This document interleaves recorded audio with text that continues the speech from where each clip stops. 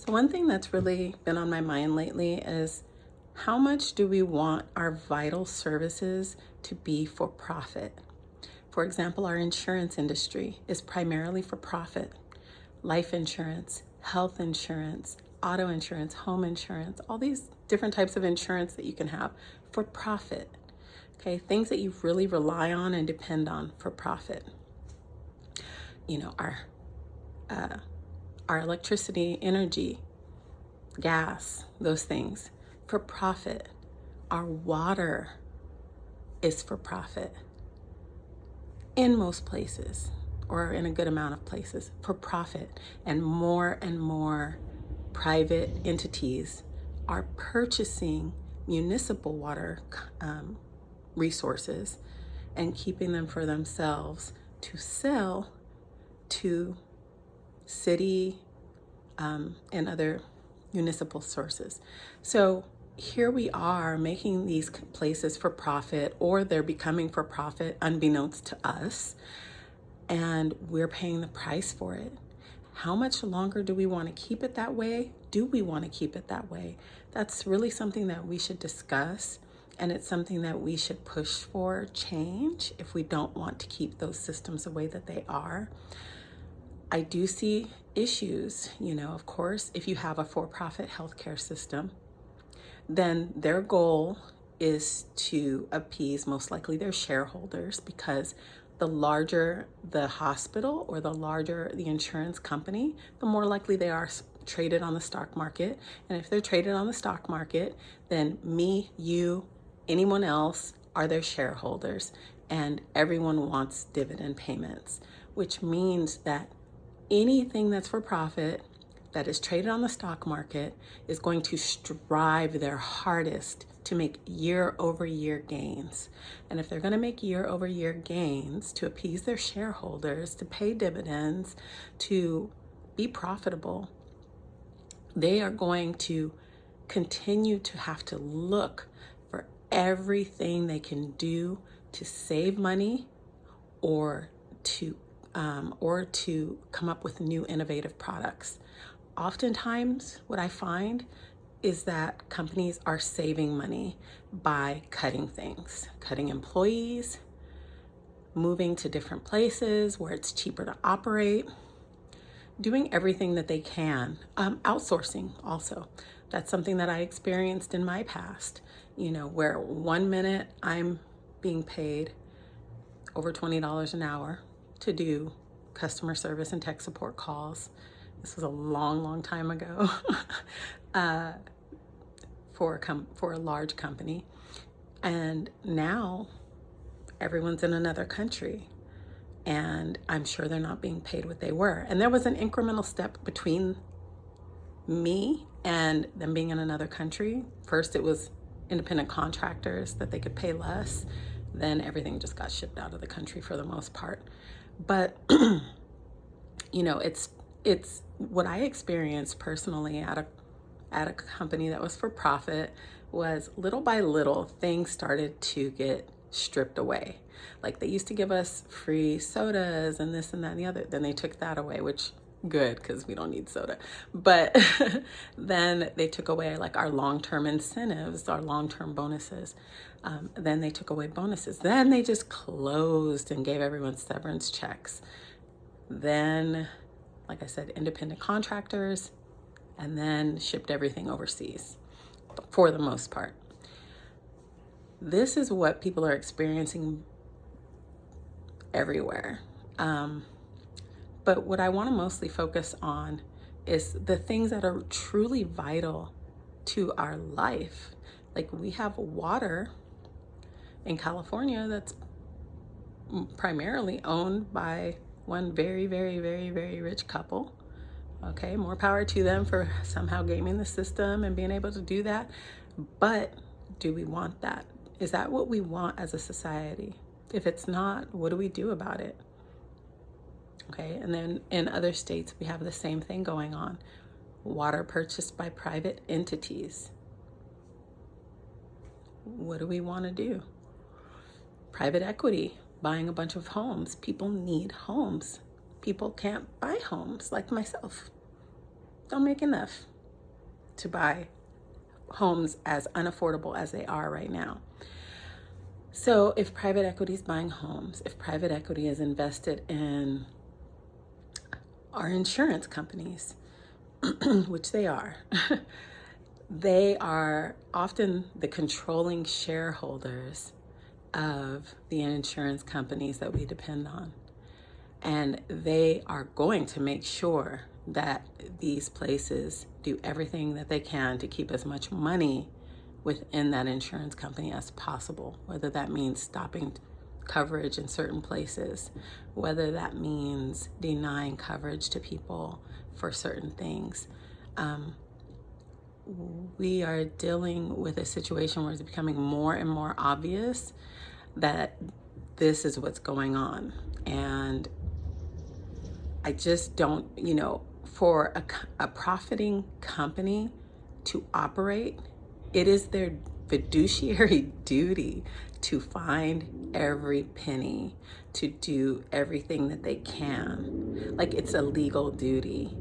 So to avoid a shareholder derivative suit, to avoid having, the shareholders come down on them in court for mismanagement, they're going to do everything that they can to make every decision possible to keep the company as profitable as possible. So if that means moving worldwide, then that's what they're going to do.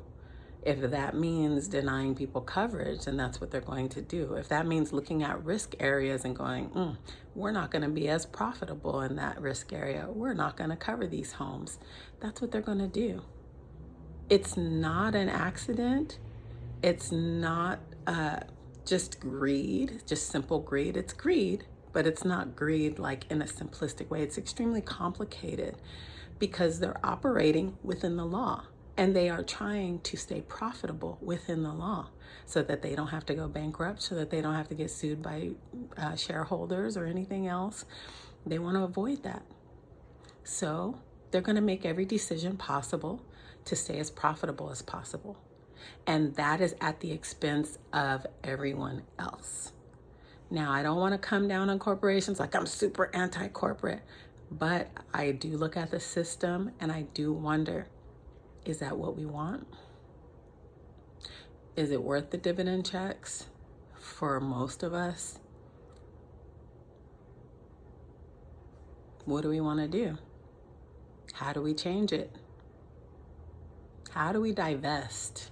How do we talk to our Congress people? How do we make sure that the people who we're electing or the people who are already in office are going to somehow have the cojones to actually stand up to the interest of those who want this system to continue as it is?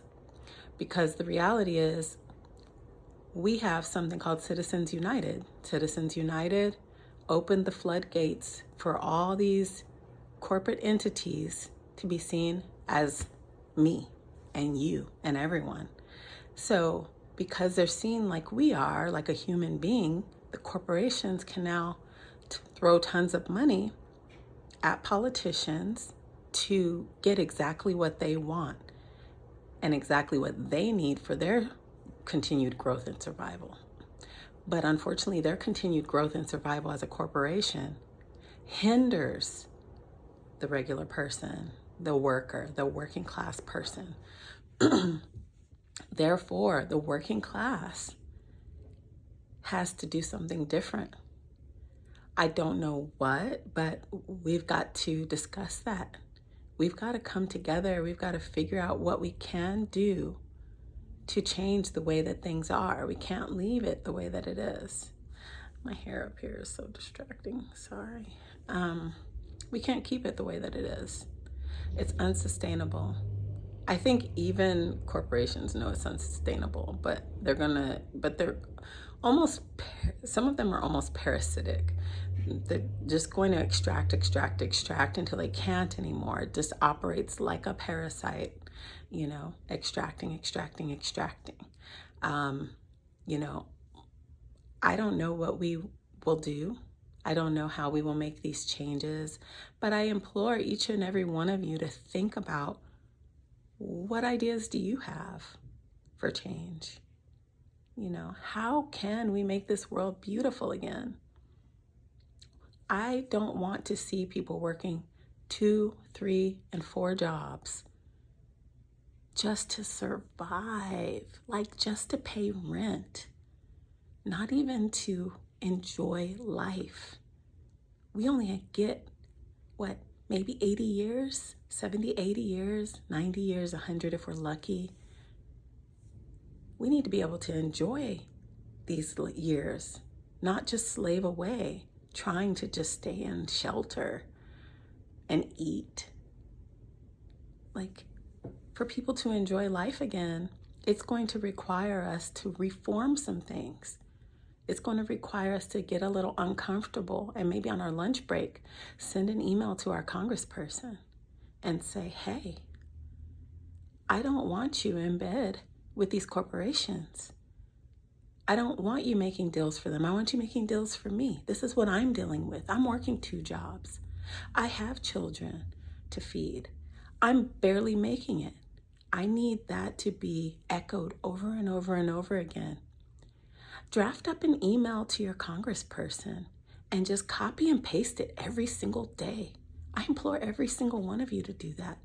Telling them your story. Just tell your story once and the struggles you deal with and the concerns you have, and just send it every day. Just copy and paste it and send it every day. Don't let them forget. Don't let them turn a blind eye. You've got to let them know. And will it be enough to do that? Maybe not, but it's worth a shot, okay? I'm gonna do that myself because I'm gonna have to practice what I preach. I'm gonna write my congresspeople, who I have to say, by and large, have been doing a lot of what I want. But you know what's really difficult is I don't know everything that they do. So I still have to tell them my story, because even politicians who I've been in agreement with, that I thought were good for me, even their hands were dirty. So, and when I say dirty, I mean they dealt with things in a way that I didn't necessarily agree with, or they made deals that I didn't necessarily agree with, that I felt were detrimental to society as a whole. So it kind of doesn't matter where you are on the political spectrum. I really don't care. I just know that whether I talk to people on the left, people on the right, or people in the middle, we share very similar struggles. We're sharing very, very similar day-to-day issues. And I don't want any of us to be hurting. I want all of us to be thriving, not just surviving. So yeah, let's maybe start with that. Let's tell our story. Let's write out our story when we have a moment. I know it's hard if you're working 2 jobs. Just take maybe your lunch break one day and sacrifice it just one day. Once you tell your story once, like I said, save it, copy and paste it, send it to your congressmen, your senators, every day, the president, whoever. I hope that is one idea that I have. Hopefully that helps. If anyone else has any ideas, please put them in the comments.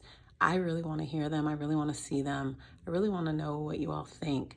We don't want a violent revolution. We just want changes and common sense changes for the things that we see are going absolutely wrong in our society. All right, so whether you agree with me or not, it's totally fine. I just want to get some ideas, and if the discussion even happens, that's wonderful. If we're even talking about it, that is absolutely amazing. I love all of you, and I hope you have a wonderful, wonderful day.